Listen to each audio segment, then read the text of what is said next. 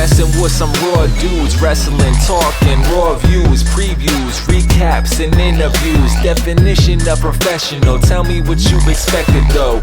Facts are checked when information's collected, yo. We body slamming all these wrestling brands, but of course that's the case when A&T's on hand. We going head to head, this ain't a ratings war. Now's your chance to chat with Steven, what you waiting for? Welcome everyone to another episode of Raw Views. My name is Steven, and today we're going to be talking about Monday Night Raw, and boy, it was an episode that a lot of people disliked, a lot of people liked, and I'm going to break down exactly why I thought it was great television, because that's what it was. It was great television last night. But first, I'm going to kick off with something else. But before I get into it, please go ahead, like, subscribe, do all the things below. Comment below, did you like Raw last night? Simple. Put a letter grade if you want to, a number grade. We could do star reviews. We could do ring post reviews. Turnbuckles. How many turnbuckles do you give it? There's 12 turnbuckles in a ring. So on a scale of 0 to 12 turnbuckles, how many turnbuckles did you give Monday Night Raw last night? But I digress. Let's get into it. The Hurt Business. Bobby Lashley last night wins the WWE Championship for the first time, becoming only the second person to have held the WWE title, the ECW title, and the TNA Impact title. Also, he is a 15-2. He has a 15-2 record in MMA, making him one of the biggest badasses to ever hold that WWE Championship. Great moment last night. It felt like so many people wanted this to happen. I was happy to see it happen. Bobby Lashley definitely, the presentation with him and the Hurt Business and MVP is a main event caliber presentation.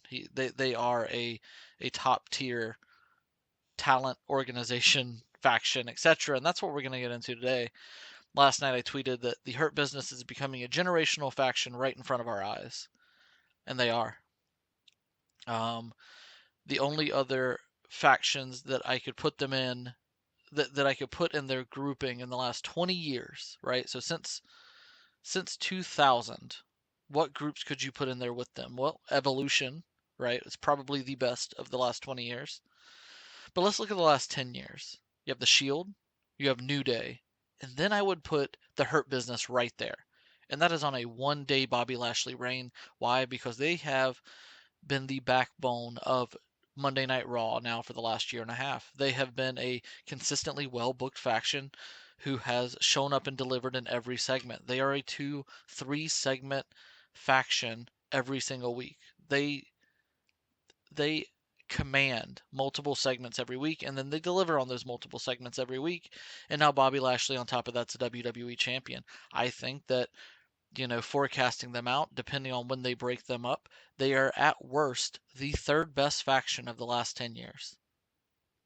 I think you put the Shield first.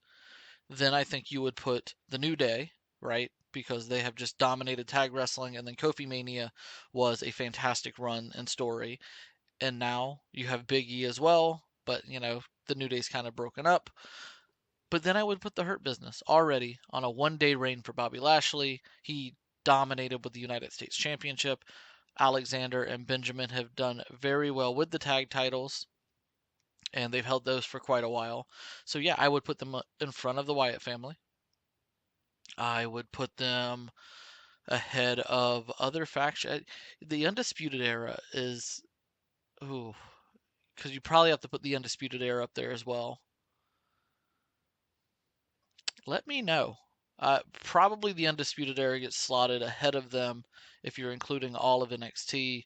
Of course, Bullet Club as well. So you're looking at maybe fifth of the last 10 years across all boards. Still, that's a nice place to be. But the impact they're having on television right now is tremendous.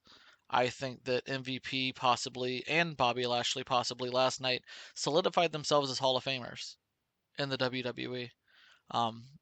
You have to remember Bobby Lashley had a hell of a run the first go round, and honestly, he's probably been booked better than almost everybody else in the company except for Roman Reigns and Drew McIntyre over the last year and a half. Bobby's earned this, MVP's earned this, and I think they are one of the best factions of the last 10 years, easily. So let's go ahead. Let's jump into Monday Night Raw last night. I thought it was great television. Why do I think it was great television? It wasn't a bait and switch, by the way.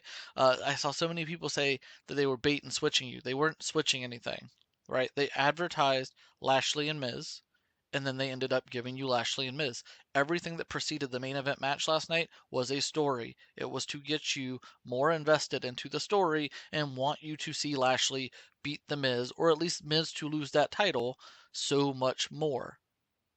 And that's the truth. I mean, every television show does this. If it is a drama television show, they do this. How many times have you watched television or watched television with your wife and you guys put on a drama, a house or a private practice or any kind of medical drama, and it's the first scene is, will this person live? Right? Well, they didn't give you the payoff. I guess they bait and switched you. Yep, they bait and switched you because they didn't give you whether he was going to live or not in the first scene of the show. So they showed him in the first scene. Why didn't they pay it off in the first scene? Oh, because they're trying to build intrigue and tell a story throughout the course of the television show. And that's what the Miz and Bobby Lashley did last night, and they did it so well. Everything down to um, the Miz initially having cramps backstage. Hopefully, his de- his severe debilitating cramps have subsided and he will recover. That has to be the hope here.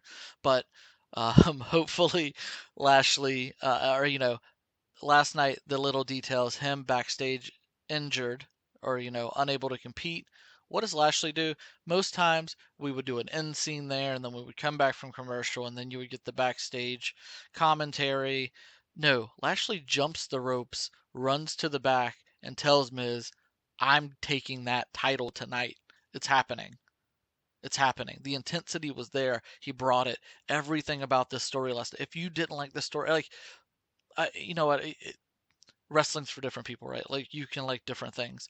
But last night I thought last night was some of the best wrestling television we've seen in recent memory. Like the show last night was clearly built around The Miz trying to escape with his championship by any way possible because he knew if he actually had to have a match with Bobby Lashley, he was going to lose that title. So, what does he do? He fakes having cramps. Adam Pearce says, "All right, well, I'm going to give you an extra hour, then you can have your match."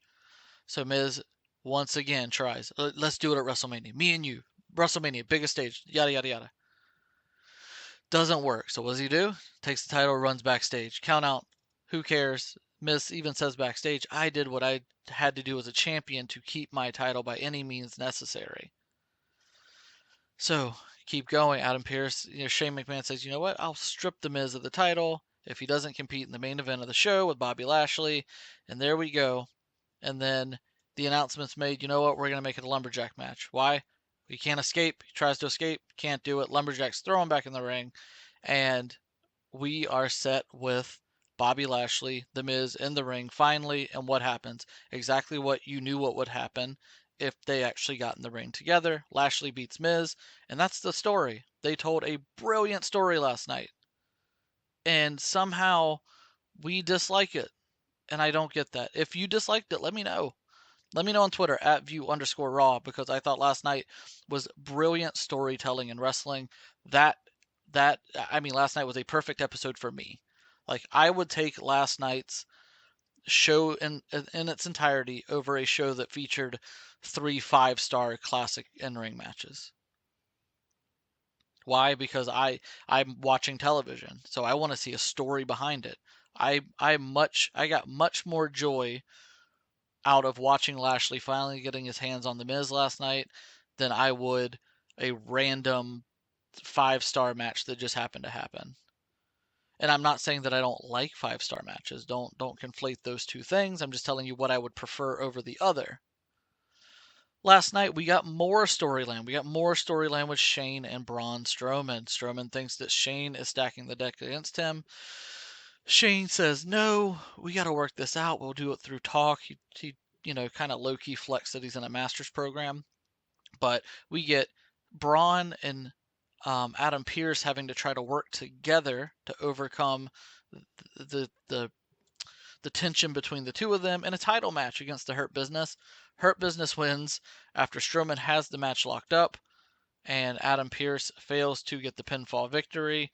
This infuriates Braun Strowman, who says he's going to tear this whole place apart.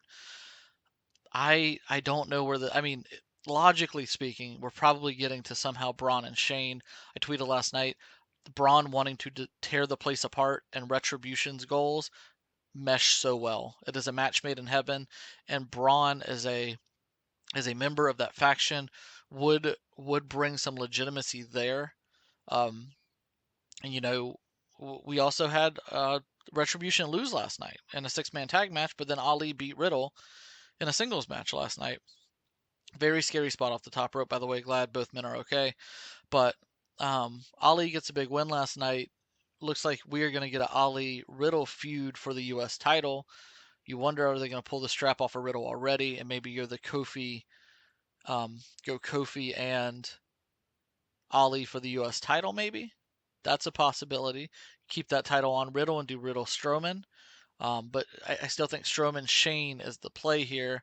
I would love to have the backdrop of Retribution getting involved at WrestleMania, tearing things apart and leaving Shane laying with Ali and Strowman standing side by side with the rest of Retribution behind them. I think that could make for a really cool reset for the faction that I think has legs. Like, the idea of this faction has legs. Ali is showing he can produce on the microphone. I just think it needs a tweak. It needs enough of change where people get the old feel of Retribution off of them, right? Like, they were kind of set up for failure within their viewpoint from the beginning. Um, but I still think there's something there. I think they can do something with Retribution. I'd love to see Braun, Retribution, Shane in some form or fashion at WrestleMania. I think that would be a great way to kick off 2021. I know that we're already in 2021, but the night after WrestleMania is kind of the kickoff to the new year. You get what I'm trying to say there. The women's division last night kind of gets a reset, it looks like. You have Charlotte openly challenging Asuka, and that's what we've been saying here on the show. It's going to be Asuka Charlotte at WrestleMania. Ripley's kind of waiting in the wins.